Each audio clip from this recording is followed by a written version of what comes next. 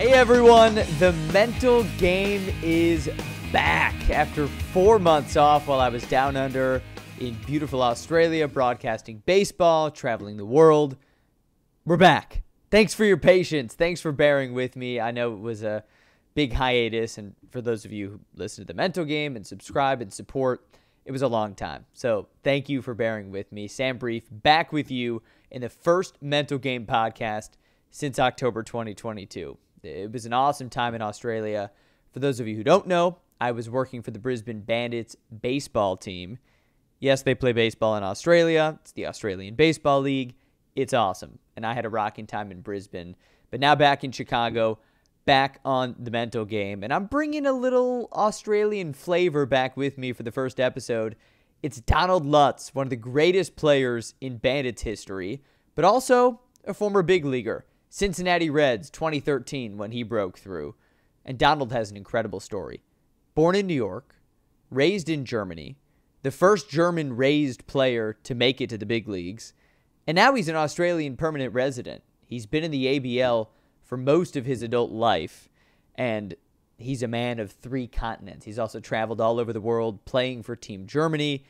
He's represented Team Australia. The man is awesome. And now he's becoming one of us, a media dude. He's got his own podcast, which is absolutely awesome. That is linked in the bio. So make sure you subscribe and support Donald because his podcast is also incredible. But Lutzy's got a great story, a great mental game. He's someone who focuses on breathing and silence with the best of them. His batter's box approach is something we can all learn from in our lives. And I think you really enjoyed Lutzy's stories because the dude is absolutely awesome. Donald Lutz, also known as Big Lutz, according to Dusty Baker, now a World Series champion manager with the Astros, but formerly with the Reds.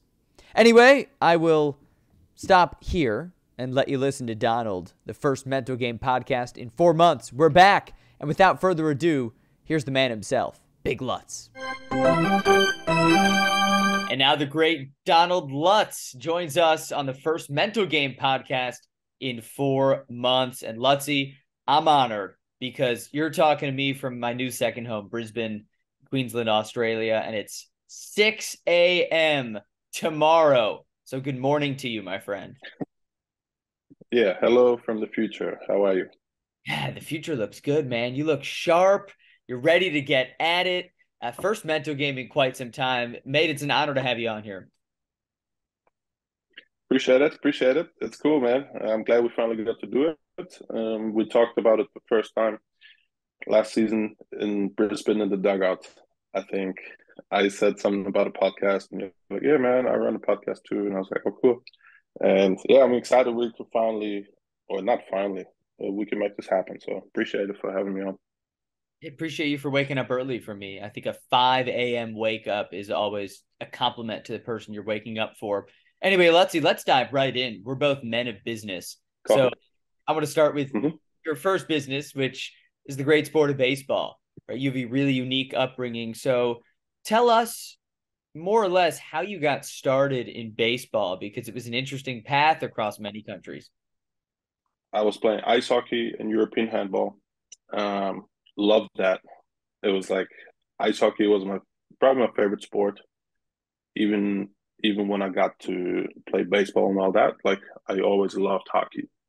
Fun fact, when I used to do my conditioning in like spring training or something, sometimes it was hard for me to sit on a bike for like 30 minutes, 40 minutes after a long day of spring training or something. And then I put on hockey fights to keep me going, get me pumped, get me excited to finish through my conditioning with ease. Because I would be so locked in, because I love the sport.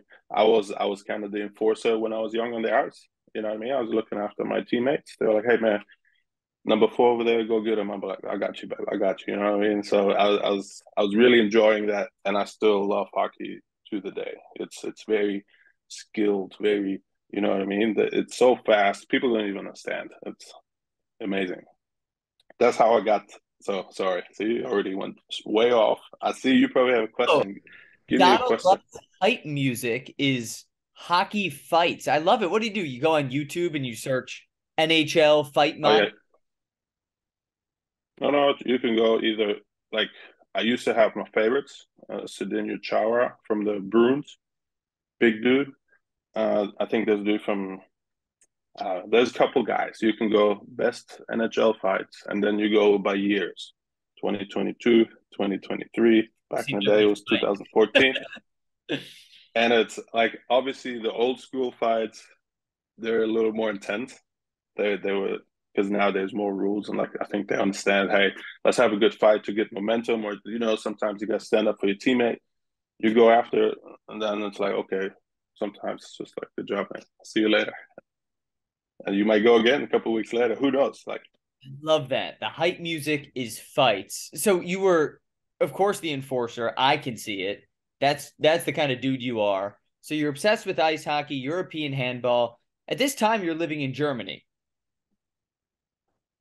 correct. Yes. So I was born in New York. When I was about 6 months old, moved to Germany. My mom was German. My dad's American. Ice hockey got too expensive for us. And then my mom was like, hey, maybe look for something else. We moved to a couple of different towns locally. That's why I had to like stop playing handball and a lot of moving parts. But I knew, or my brother was like, hey, let's go check out baseball. And there was a baseball field from the Friedberg Braves. That's where I grew up, where the military base was as well, called Ray Barracks. And then, yeah, he took me down to the field one day, and there was a couple more of my friends playing.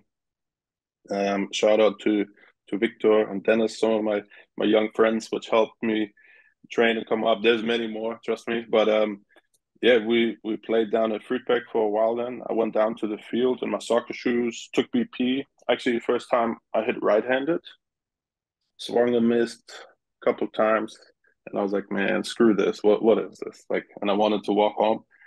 Somebody was like, hey, didn't you play ice hockey? And I was like, yeah, man. They're like, why don't you try left-handed? And I was like, yeah, okay, cool. I walked up there and started crushing the ball, just annihilating baseballs. And I've never touched a baseball bat really. Oh, actually, I've touched a bat, but I've never hit. So the feeling, it was like love at first sight. Because I actually now when I talk baseball and I teach hitting and stuff, I talk a lot about feel. Talk a lot about like I do a lot of stuff with my eyes closed, which I learned from actually Eric Davis. He showed me a lot of hitting drills where you work with your eyes closed to really feel it. Because anyways, now I'm going to the baseball. We go back to Friedberg in Germany. It's called on the baseball field is on the Seewiese.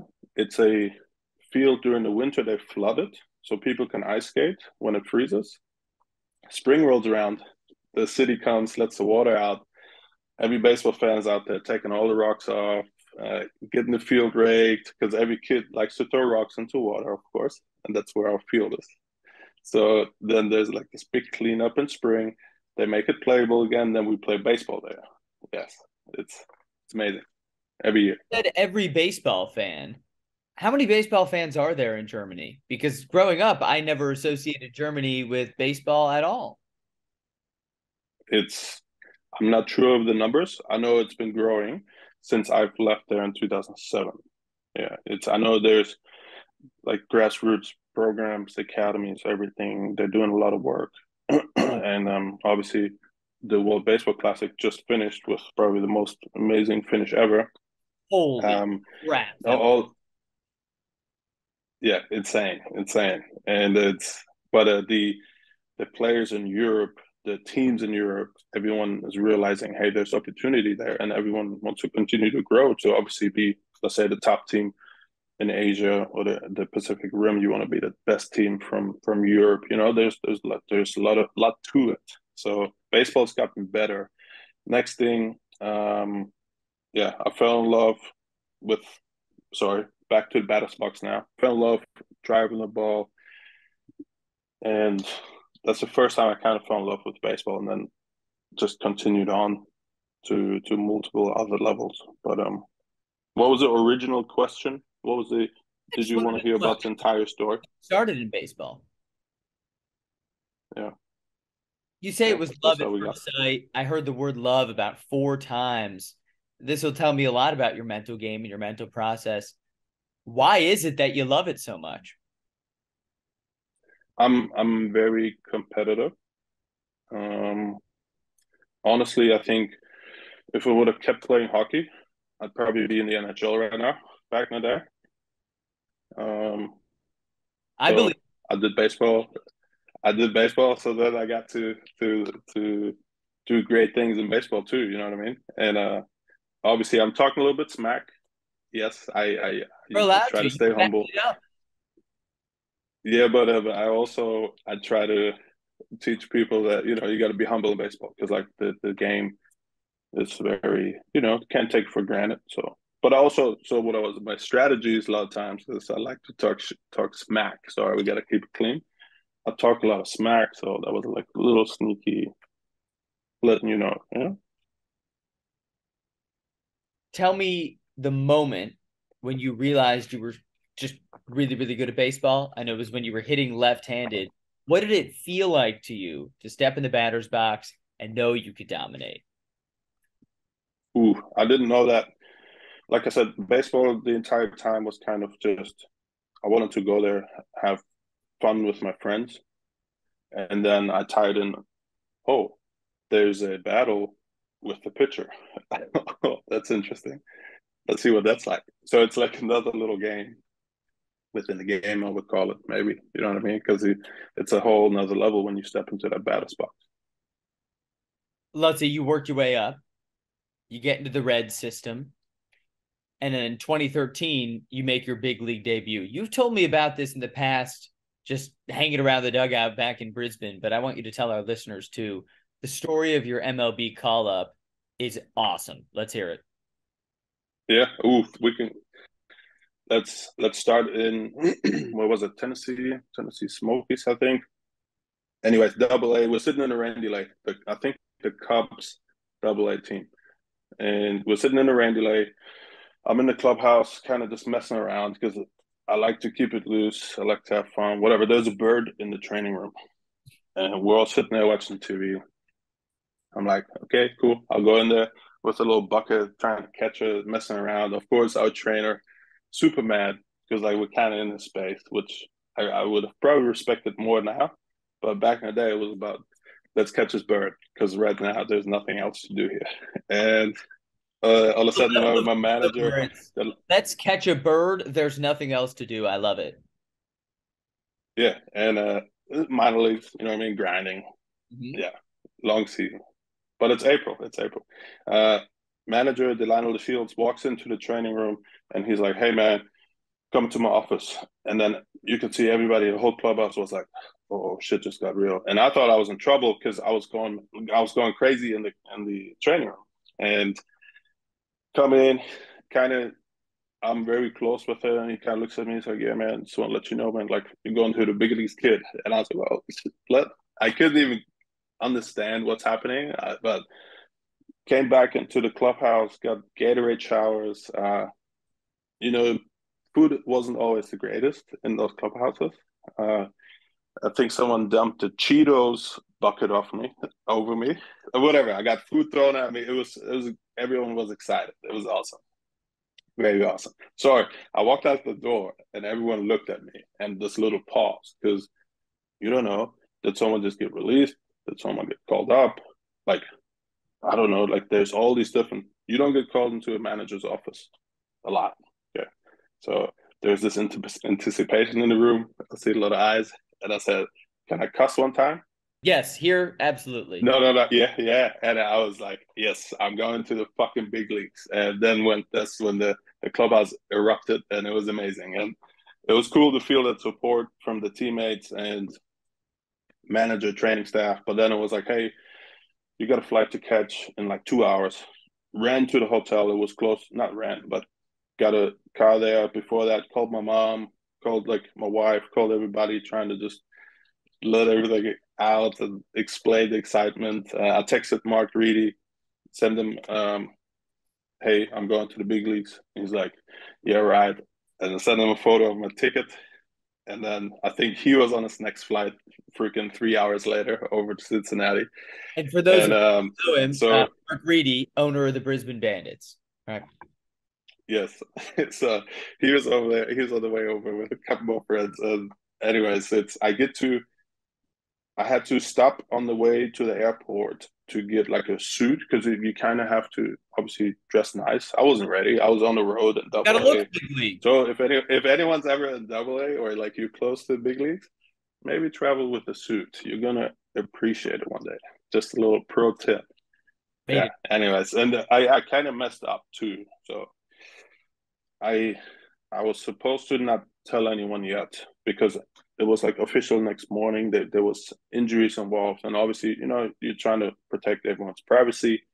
But my young, I at that time I didn't have training on social media, so I tweeted like, "Finally, I'm going to the big leagues." So this and this and this. I had like, I don't know, probably 1,000 retweets, and it was just going crazy. Now, while this is happening, my boy, I think Ryan Lamar calls me. He's like, "Hey, dude, you might want to delete the tweet." And I was like, "Oh shit!" And they were watching the Reds game. The Reds announcer said, "Oh, it looks like Donald Lutz apparently has just called himself up to the big leagues." And yeah, so I got that taken off real quick. It was a little awkward when I got to the team, but anyways, it was a small mistake. Which, yeah, we do mistakes. You go and you learn. Yeah. Let's see, it's incredible to think about someone who didn't Sorry, I grow up with baseball, grew up with hockey, with handball, started swinging a baseball bat righty and kind of sucked and then had to figure it out. Next thing you know, you're 24 years old and you're debuting in the big leagues.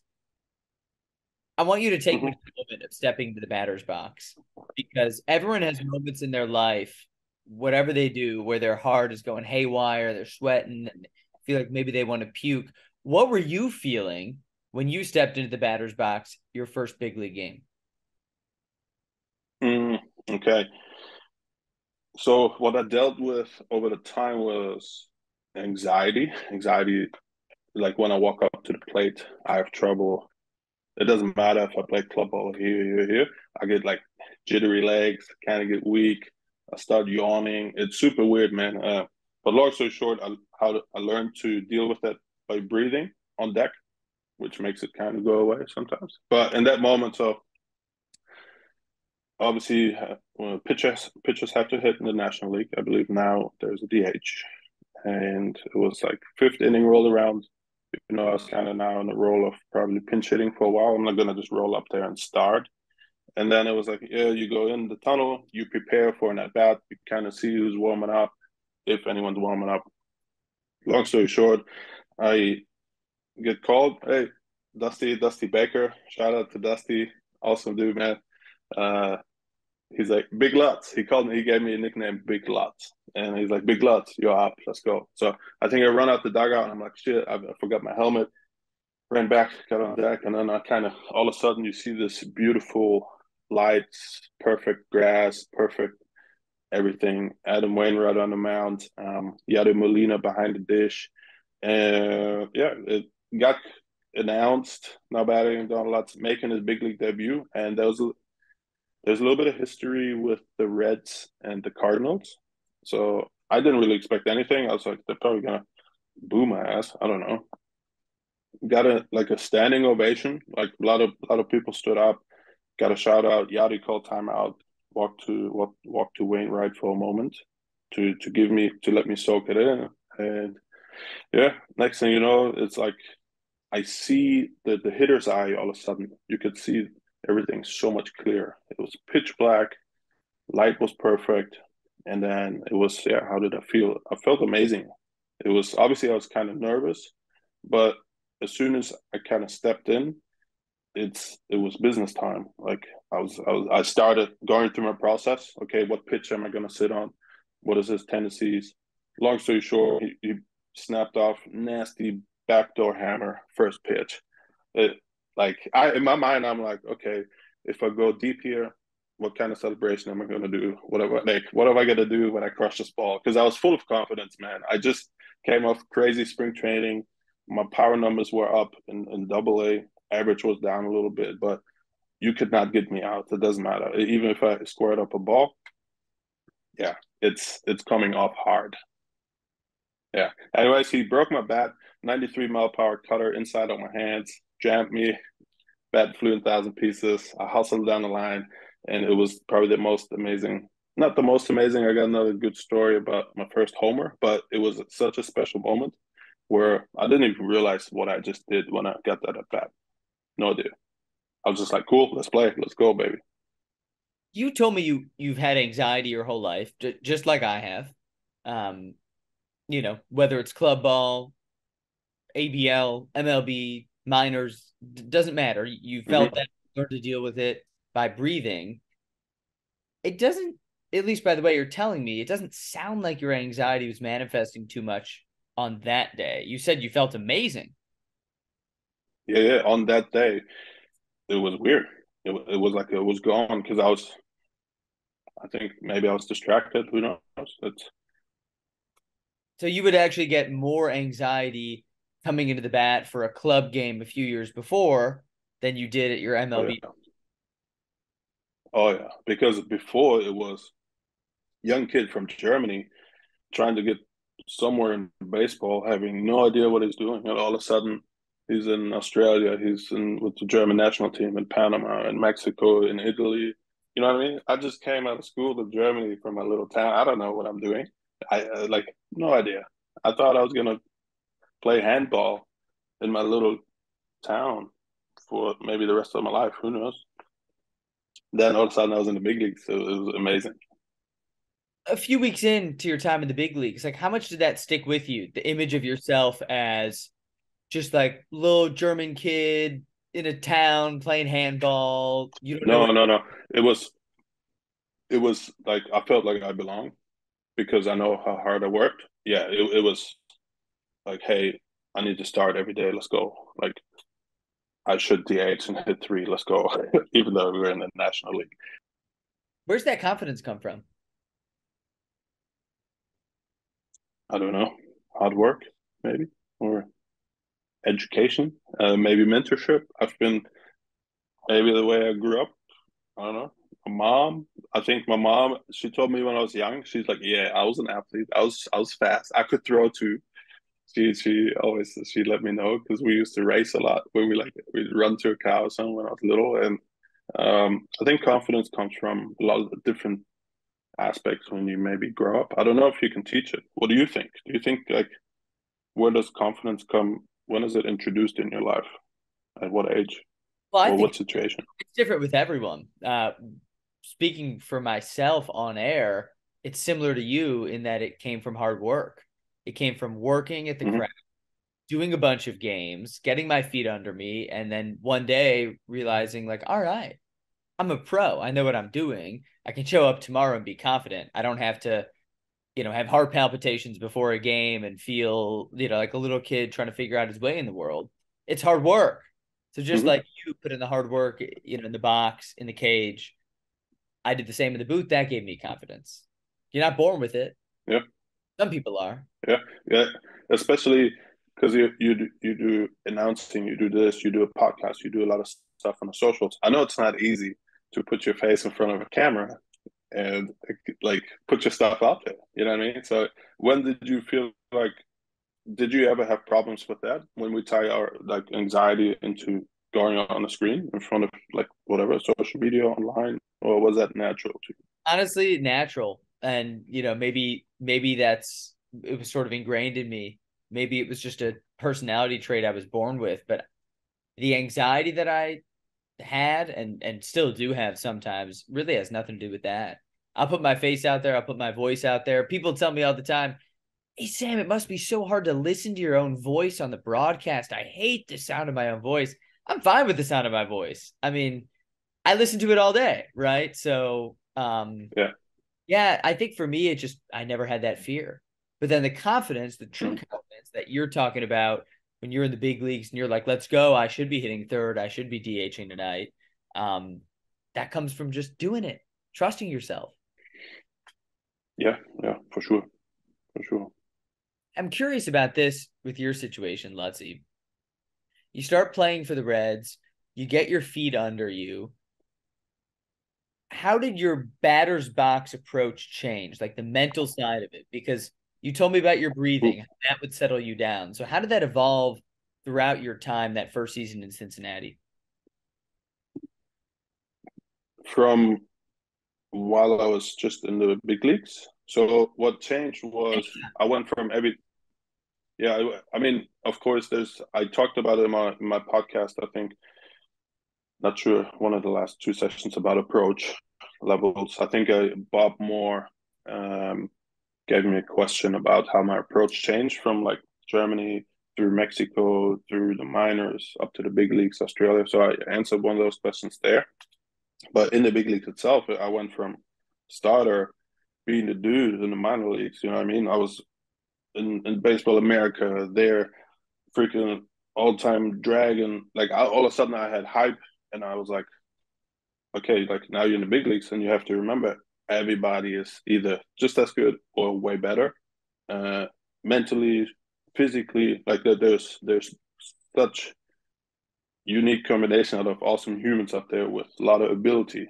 Where like we just saw Shohei Ohtani face McTrav, like this stuff doesn't happen every day. You know, not everybody is that elite, but even everybody else just below maybe in certain levels, they're still crazy. You know what I mean? Everybody could do something special. So I had to realize I'm just like I'm the German rookie with no experience yet, and now let's go to pinch hitting. Completely different thing.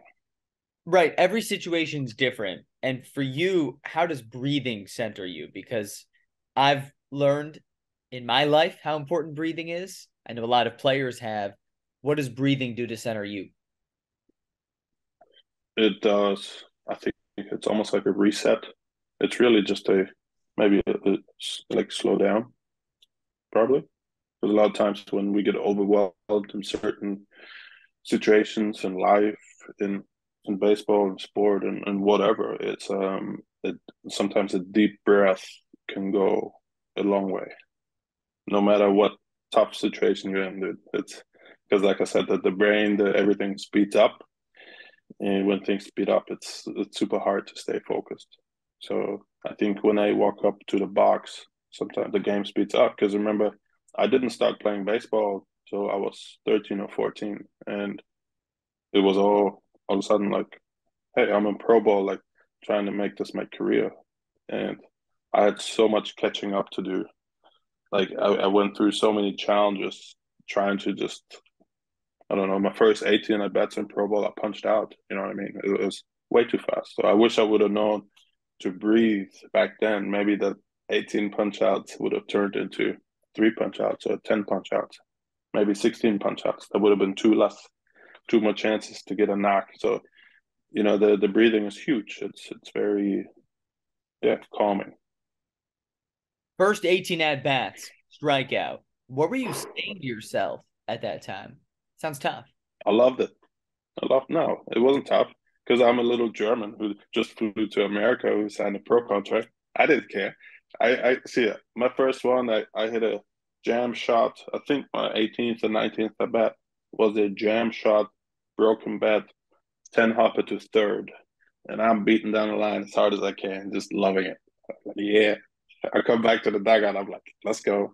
Yep, that's a contact. Didn't strike out. So it's I learned to celebrate the little things because I think what advanced me into like maybe even or helped me get to the big leagues was I just didn't care, man. I can't even say it too loud because everyone in the world takes everything so serious, or in sport, or there and there and there. And for me, it was like I was learning names in baseball. Like I was, everything was. I was like a little kid learning, coming to America the first time, seeing baseball, a game I love. So all I had to do was play hard and lock it in and have fun. Because when you have fun, the game is a little bit easier. A little Why bit. is that? Because you play looser. Now, when you combine fun, maybe not caring too much, or maybe caring, but just for a short moment of like care about your strikeout for 3 seconds instead of, I don't know, 3 days. You know, let it go. Let it go because if you're fortunate enough and you're healthy, you're probably going to have another game the next day, or a doubleheader, or the next pitch, or the next at bat. You know what I mean? You can break it down now into different. You got to learn how to let it go, focus on the next one. And if you need to, shit, take a deep breath, locks you back in, calms you down. I'm curious, Lutzy, given that a lot of our listeners are not also baseball players, don't do sport for a living. How do you think an everyday person who might work as a teacher or an accountant, just a parent, whatever it is, how can they learn from that lesson of, oh, you might strike out, think about it for 2 minutes, and then move on to the next at bat? It's, I mean, usually think about it this way: if you have too much baggage and you carry it with you, you're gonna get tired sometime. You know what I mean? Or, but you can also cut that baggage by maybe just taking a deep breath and then realizing, oh, maybe I can learn from this baggage. So next time I'll be even stronger. You know what I mean? I can learn from, hey, don't swing at the boogeyman at dirt 3 times in a row. Or you can learn that if little kids maybe pisses off a teacher or goes crazy, take a deep breath because they're little kids. They're probably going to do it again tomorrow. And you don't want to keep getting pissed because you're really just grinding yourself down. Like, let it go, figure out a way to maybe fix it, figure out a way how you can maybe have it, make it less of an impact the next day. You know what I mean? There's ways to make things better instead of always taking the baggage with you, if that makes sense. Makes a lot of sense to me. The less baggage, the better. You're kind of triggering me Yeah. because I just finished traveling around Asia, a lot of flights with a lot of suitcases, constantly like, when they weigh the bag and you've got those digital red numbers and you're just praying that it's under so you don't have to pay $50. So Yep. still, I'm trying to get rid of a lot Yeah. of. It's by the way, you went Thailand. Where did you go? Thailand and Singapore, yeah. Yeah, yeah, that was awesome. And then mentally, can I throw the same question back to you, sort of? What helps you? I mean, when we talked about breath and how to give like a teacher advice or something, like what's your advice for a person who doesn't play sports? I love how you turn it around on me. No one's ever done this on my podcast, and I love it because Yep. It's 2023, baby. Let's I go. love it. For me, it's a little bit of breath, but not as much breath, more silence, quiet. I live a life that's very loud in that my job, what I'm doing is loud. I've got a headset on with the crowd noise, with my broadcast partner, my own voice, my producer, my director. I've got screens all over. I've got the game in front of me. It's loud, it's energetic. I'm interviewing people. Even when I'm totally outside of a work environment, I'm a people person. I'm with friends. I'm with my lovely fiance. I'm with my family. I'm talking on the phone to family out of town. Constant stimulation. So for me, it's resting that stimulation. It's a moment of Hmm. silence. So a lot of times before a game, I'll find some quiet area. Maybe it's in the office, maybe it's somewhere random in the ballpark, maybe it's in the bathroom. 3 to 5 minutes, just silence, just thinking, reflecting, checking in. How am I feeling?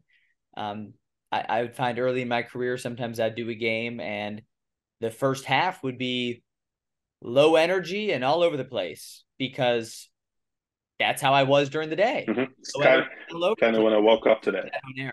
So that 3 to 5 minutes of silence, of checking in, of resetting, gives me a chance to just wipe it clean. Any baggage, any Mhm. feeling, high or low, wipe it clean, get in the booth and go do your thing. So that silence has really helped me a lot because, Lutz, and you know this, there's different types of rest, right? There's physical rest, there's mental rest, there's emotional Oh, yeah. rest, social rest. For me, it's that stimulus rest that I need.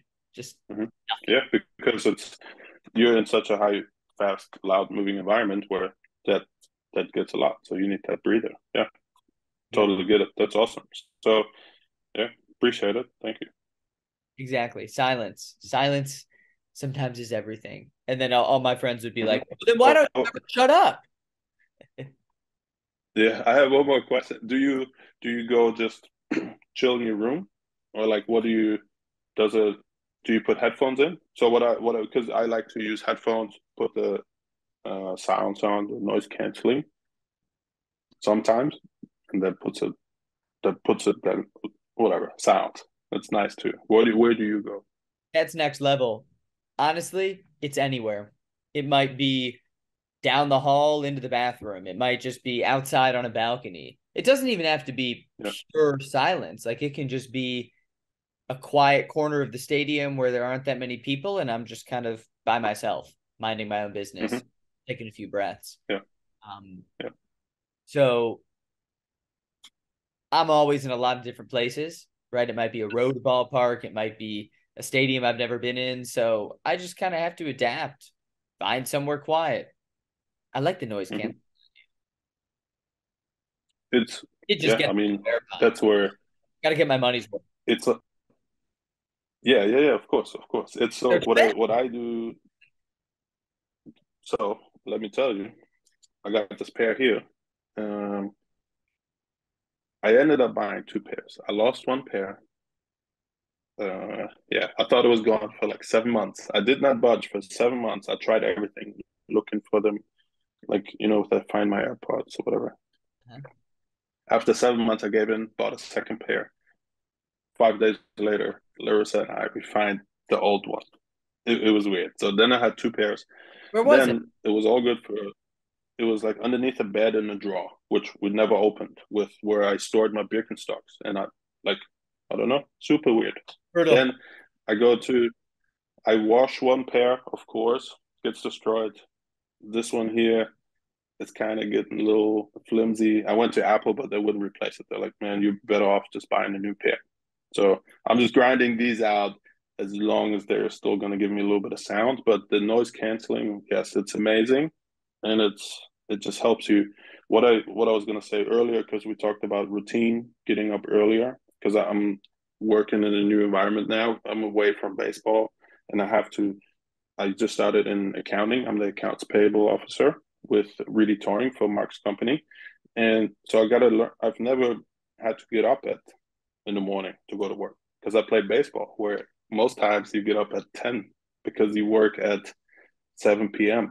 You know what I mean? So I'm shifting the the routine and I go to this recovery center down here where I like to lay in the hot tub in the mornings and I put my ears underwater just a little bit and then you can really just hear what's underwater and puts you kind of in that silence reset mode. I like to do that for like a minute or two. You can even do it like in the bathtub where it's a cool little different whatever you want to call it It's space. natural noise cancellation. Yeah, but then you hear everything else very intense if you touch the sides or something because it's underwater. Everything's more intense. Lutzy, to pivot here for a moment, because you've brought up Mark Reedy towing, a little bit about Australia, but some listeners know you and I know each other because of our time with the Brisbane Bandits. I was there broadcasting this last summer. You've played there for many years, and you're a Brisbane Bandits legend. So most people would think, okay, born in America, went to Germany, then went to play pro ball. That's it. I get the story. But you're becoming an Australian citizen. You are one of the faces of the Brisbane Bandits. So tell us how and why Australia became such a big part of your life. It was when I signed out of Germany after just playing baseball for like 3 4 years. My scout who signed me with the Reds or 2007, he knew a scout here at the local club at the Windsor Royals where the Brisbane Bandits play. And he's like, hey, I got this young kid from Germany. He needs some at bats. Boom. Long story short, I walked on the field here. Mark Reedy was like, I think the owner of that team here too.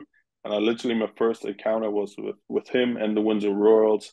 Awesome group of dudes. And yeah, he was the same thing again. Little 17-year-old German just flew to Australia. And now I'm here to train for 3 months to get ready for spring training. Just came from instructional league where I had my first experience in Sarasota with pro ball, and so the same thing again. That's where I met Mark Reedy the first time. I remember the second game I was there, he had like this little hunting duck call thing. So every time I hit, because whatever, like that's where I realized back in the day, 2007, I stayed at that time with the Walkers, awesome family, and I remember I was like, I want to live here one day. It was such an amazing environment. Sorry, German. German is my first language. Oh, good. It was such an amazing environment where I was like, I want to move here one day. It's beautiful, and I think you've experienced Brisbane, and you understand why, maybe. I can relate.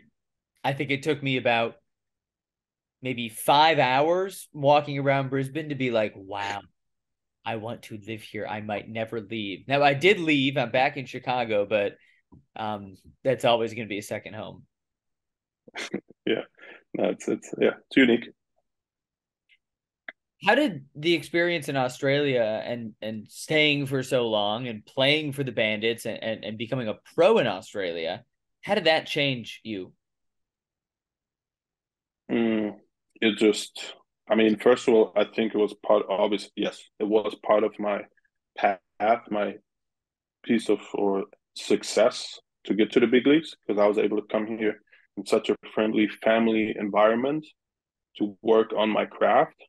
You know, we talked about anxiety, low stress. I remember I played 1 or 2 seasons in Mexico in winter ball where now hey, it's a little bit like pro ball survival, like you're trying to earn a paycheck and it's all. When I came here first time to play club ball, it was just I got welcomed into the family with open arms. You know what I mean? It was not a job. You could relax play baseball and still have an off season. You could train, you could travel, you could go to the beaches, you could explore Australia a little bit, you know, in a relaxed environment in the off season. I think that was a big part of my success or on my way up that I wasn't always in a stressful environment because I don't know if I would have handled it, especially with my anxiety. No idea. I can relate. I mean, Australia did wonders for my anxiety. It was a job that I was doing. I was broadcasting for a team, but it's just everyone's so chill. It's laid back. There's a little more life perspective. Do you get the same sense? It's the culture is very, like I said, I've lived in Europe for a long time, grew up there. When I lived in America, I traveled the world for like 15 years with the German national team, so I got to experience different cultures. And now I live here full time. But I've been living here, became a permanent resident. So I think we've been here for 3 years full time, just before COVID hit. And the culture is, it's people help each other, people greet each other. You know, with I think there's only 25 million people in Australia. There's so much green space. Like I said yesterday, if you follow me on Instagram, I had a story of a kookaburra. It's a bird which sounds like a laughing monkey. Sometimes they sit on our balconies, you know what I mean? My friend back home was like, "Oh, I've seen one of those once in a zoo." And I was like, "Yeah, they pretty much here. I live in a city and they live with us, which is amazing." So there's like this weird, not weird, this awesome combination out of nature, city, beaches, cool people, you know, the weather's a lot of times like really good. Yes, something we got hit with the floods last year, but the right now we're coming into winter and it's in America, what is it in Fahrenheit? About 90, Yeah. 90. It's like 26 to 30 degrees Celsius. Anyways, it's like vacation weather pretty much all year. So I think that that allows people to be in a better mood too. Can confirm. That's where I put Can confirm having lived it. it. Hey, Lutzy, before I let you go, you've gotten into podcasting. You're one of us now. You're still playing, of course, but you also have your own podcast now, and you're becoming really good at that. Tell us all about your podcast, why we should subscribe. I do, and what you're learning from that. Yeah, it's first of all, it's called Moving Through Life, the baseball podcast. It's on all major platforms. So if you want to look for it, we're on the socials too, on like started Instagram, TikTok, a little bit of stuff on YouTube where I try to take little 20, 40-second snippets as well and put them out in short form content because we talk about lessons we learned during so I do it with my close friend and former teammate, former mental skill coach. Like he's a hybrid. He's coached for Auckland, New Zealand this year, third base, Frank Pfister. Um, but long story short, he's got titles and all, but he was my roommate for a long time, and he was a big part of my success. Like he probably helped me somehow to deal with my anxiety just by being around me, to be honest with you, because he's an awesome dude. And yeah, that's how we just I don't know. I just lost the plot. I just lost the plot, Sam. Where were we? Podcast. Podcast. Frank, we run it together. We run it together. I got caught up because Frank is such an awesome dude, man. I always, when I talk about the stuff, You're a people person. memories always come up. Yeah, man, memories always come up. That's why I just lost the plot because he was such an awesome dude. He helped me a lot on the mental side of the game I think, to just continue because he was always there to help out. He's a people's person. And anyways, we're on the socials, we're on the platforms. We talk about lessons we learned during our last 15 years in pro ball, which also apply to real life. That makes sense. So now we can take, let's say, the breathing we talked about, how to fix anxiety, not fix, to deal with anxiety, or you just gave a good one, a good lesson to take that 3 to 5 minute silence or quiet space where you can then take a deep breath to reset from your high moving environment. So now I would take this little piece and whatever, I cut it out, but it's amazing. We give lessons, but we also talk about, share some stories of me hitting bombs, of Frank dealing with stuff, like just real stuff. But while we do it, we keep it as natural as possible because I want to use this to learn to speak better. I want to be able to speak to my friends in general because you know how you said you like to talk to everybody. It's very hard for me right now, like learning a new job, doing this, trying to do this, then different country codes, different time zones. So if I want to talk to family or this, it's very hard because of the time differences. So, yeah. You're still dealing with hurdles constantly, right? I want to leave with this. Yeah, everyone does. Everyone does. Everyone does. Everyone does, no doubt. But it's just proof that it's not just baseball, right? You're way more than just a baseball player. You talk about dealing with anxiety, your breathing. It seems like the sports world is becoming so much more open to talking about these things. How important is that for everyone, not just in sports, but in life, to be open about this stuff? Yeah, it's super important. It's yesterday I saw Ted Lasso talk, I think, about mental health and all that. Because it's back in the day, I remember things like yoga. Yoga is amazing. And back in the day, I was like, man, that's not for me. You know what I mean? I'm a big dog. Why would I do yoga? Now, if I could go back, I'm like, man, sorry? Big Lutz. Exactly. I was like, I always had this image of I got to be the just a strong beast who just tries to annihilate baseballs. That's how my mindset was. Now I'm like, man, if I would have done yoga, I probably would have whatever maybe had more success because I would have been able to do more physically.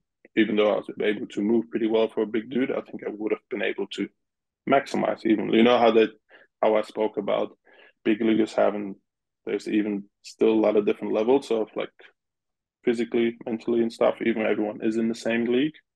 There's still ways to differentiate yourself by doing these little things like yoga, knowing more about like nutrition, sleep. Like there's so much more information out there now, and it's just everything's talked about, but it's important. It's super important, and the cool thing is like your podcast, some of my podcasts, other podcasts, people are talking about it more. There's more awareness, and a lot of people are like, yeah, cool. It's actually cool to talk about it, even if it's with a friend or like a professional. Doesn't matter because it's another way, like taking a deep breath, like taking a moment. Oh, I can speak to a guy because also guys used to not really speak much to each other because it was like, don't express your feelings. You might look weak in the group. You don't want to be the weak dude in the group. But now that's changing. I think people are realizing, hey, just be yourself, be cool. And then the ones which are meant to be there, they'll be around, and the people which don't like it, they fade out. You know, what I mean, you usually find ways to put the right people around you, which make you feel good. So being honest and open is pretty cool. We're two dudes, and we can talk about it. Open and honest, always the way. One thing that I really learned from you in these last 50 minutes or so is when you were talking about anxiety and you said fixing anxiety, and then you just quickly corrected yourself and said, no, dealing with anxiety. That's something I've learned. There's no way to fix. Fixing anxiety is No. fixing world hunger. Like some things will always be there. It's about how you deal with it. And I definitely learned that from you. Cool. Awesome. Hopefully someone else can listen to this and maybe learn something from this, from your breathing, from taking a moment. Like that's why we do this. You know what I mean? That's why we do this. So awesome. Lutzy, you're the man. I know you mentioned how, obviously German's your first language. You're still working on speaking better. I hope you realize how well-spoken you are, man. Really. I mean, I appreciate it. Told me about your career with the Reds and you're coming up in Germany and your mental process. Like, man, that's next level. Not a lot of people can do that in a language that's not their first. So I hope you realize that. No, I appreciate it. One more credit to Mark Reedy. He corrects me every time. Yeah, he makes a little fun of me. He lets me know. Some other people do too. If sometimes I'm in a conversation though, and I might be like, "What does this word mean?" But look at me. Then I pull out my little translator. I'll translate it. But it's the only way to keep moving. Some people are thrown off by that. Out of love. Yeah. Donald Lutz, you are a machine. Big Lutz, thanks so much for joining. I hope to see you in Brisbane again next year. Really appreciate you waking up. It's what, now 7 o'clock tomorrow in Brisbane? So thanks again, mate. No, thank you. It's like I said, thanks for having me on here. And I can't wait to see the final product because I'll probably watch it 3 times in a row. Yeah, because you're not sick of the sound of your own voice, just like me. Thanks, Lutzy. Nope. Thank you. Hey, everyone. Sam Brief here, back in the studio. Thanks so much to Donald Lutz for an awesome podcast. And he mentioned the Moving Through Life podcast. You can subscribe on Spotify. That is linked in the bio down below. But as always, appreciate your support with the Mental Game podcast.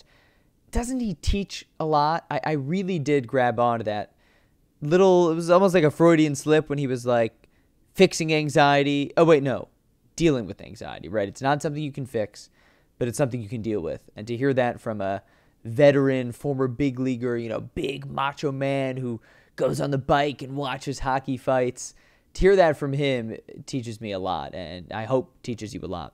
So here we are, we're back. The Mental Game. As always, you can subscribe, Spotify, Apple, tune in wherever you get your podcasts. We're back and better than ever. And now in video, YouTube added to the mix. So thanks so much for listening, for watching, however you're doing it. I'm Sam Brief, delighted to be with you on the Mental Game. Take care of yourself and others, and I'll talk to you next time. Adios from Chicago.